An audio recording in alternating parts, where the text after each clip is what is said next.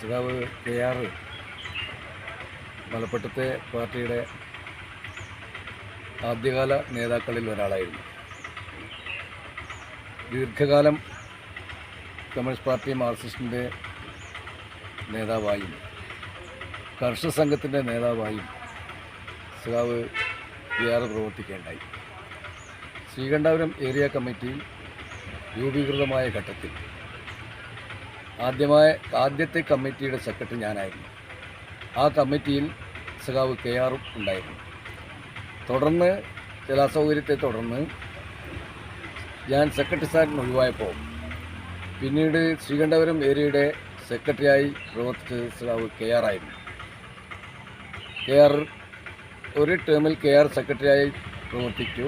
അതിനുശേഷം ജില്ലാ council അംഗമായും KR പ്രവർത്തിക്കുകയുണ്ടായി.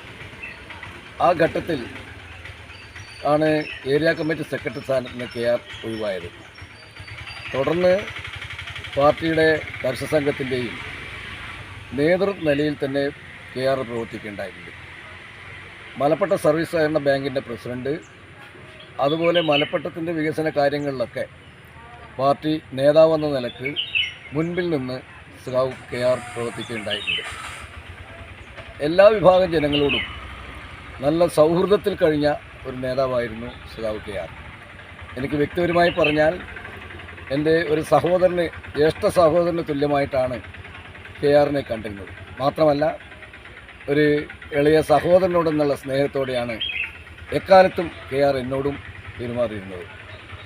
KR ഈ മലപ്പട്ടത്തിൻ്റെയും ശ്രീകണ്ഠപുരം ഏരിയയിലെയും കമ്മ്യൂണിസ്റ്റ് കർഷക പ്രസ്ഥാനത്തിന് ഒട്ടേറെ സംഭാവനകൾ നൽകിയിട്ടുണ്ട്. അതിൻ്റെ വളർച്ചയ്ക്ക് വേണ്ടി അഹോരാത്രം പ്രവർത്തിക്കുകയും ചെയ്തിട്ടുണ്ട്.